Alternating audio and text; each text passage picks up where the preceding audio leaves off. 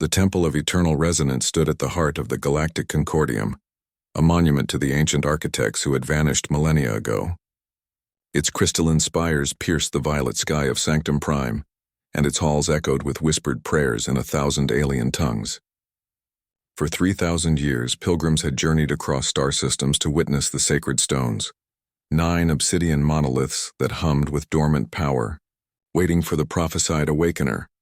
Evan Rourke didn't care about prophecies. He cared about getting the grout between the meditation tiles clean before his shift ended. "Excuse me, coming through?" he muttered, pushing his maintenance cart past a group of Valanthian priests whose tendrils retracted in distaste. Humans were tolerated in the temple as service workers, nothing more. The Concordium had strict hierarchies, and humanity, relative newcomers to the galactic stage, occupied the lowest rungs. Evan had been mopping these floors for 2 years. It paid better than hauling cargo, and nobody bothered him much. He'd learned to tune out the constant chanting, the ceremonial processions, and the pretentious speeches about cosmic destiny. He just wanted to finish his work and get back to his quarters to watch the latest episode of Starship Mechanics.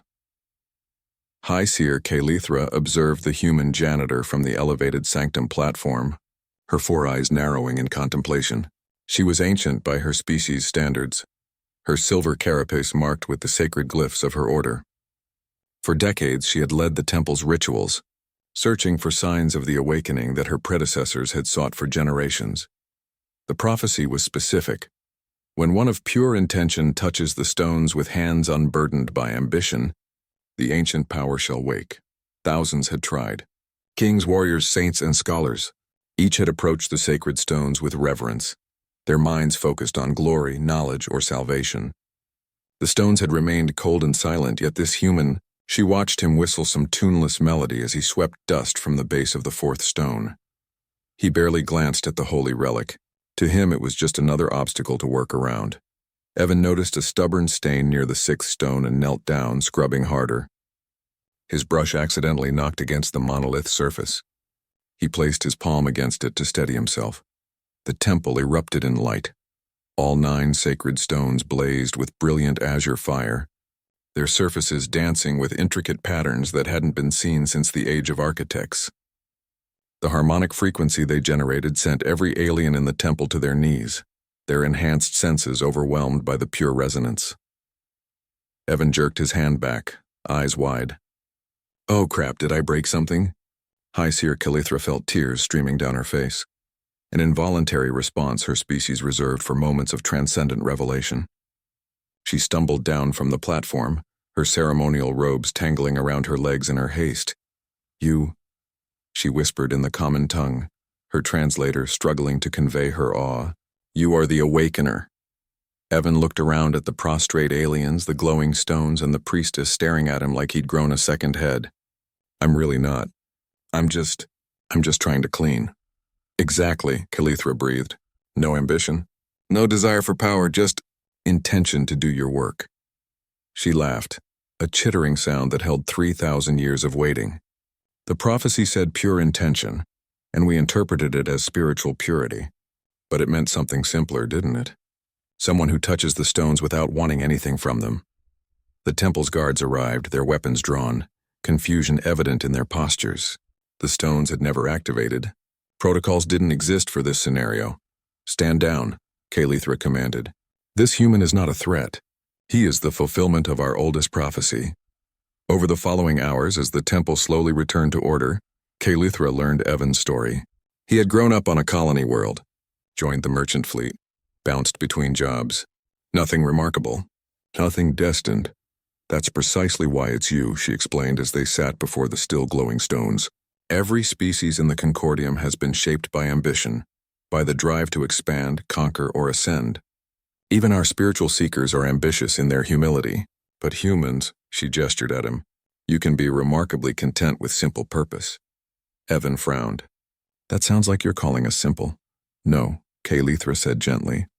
"I'm saying you can find meaning without grandiosity. You are content to mop floors, to do honest work, without needing it to be world-changing."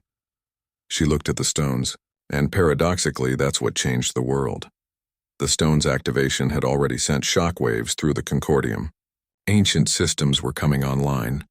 The architect's technology, dormant for eons, was responding to the resonance. Gates to unexplored regions of space were opening. Knowledge locked away was becoming accessible. So what happens now? Evan asked. Kalithra smiled, an expression that looked strange on her alien features but somehow conveyed warmth. Now, Evan Rourke, you have a choice. You can return to your quarters and your entertainment programs. The stones are awake. The prophecy is fulfilled, or, she paused, you can help us understand what the architects left behind. Not as some chosen hero, but as yourself.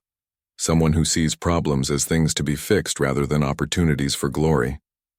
Evan looked at his mop, still leaning against the seventh stone. He thought about his small quarters, his routine, his simple life. Then he looked at the glowing patterns dancing across the obsidian surfaces, revealing star charts to civilizations that had never been explored. I'm not a scholar, he said.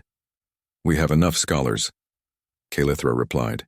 We need someone who won't be paralyzed by the weight of destiny, someone who can look at an ancient, mystical artifact and see a problem that needs solving. Evan stood, work boots squeaking on the polished floor. He approached the first stone and placed both hands on its surface. The pattern shifted, responding to his touch, and he realized he could almost understand them. Like reading instructions for assembling furniture, but for technology that bent space and time. Okay, he said, but I'm still finishing my shift first. These floors won't clean themselves. High Seer Kalithra laughed again, and this time, it was the sound of prophecy meeting reality, and finding reality far more interesting than any ancient text had predicted. Destiny. It turned out could indeed wear work boots, and sometimes the key to unlocking the universe's greatest mysteries wasn't ambition or purity or power. It was simply the willingness to show up and do the work, one floor tile at a time.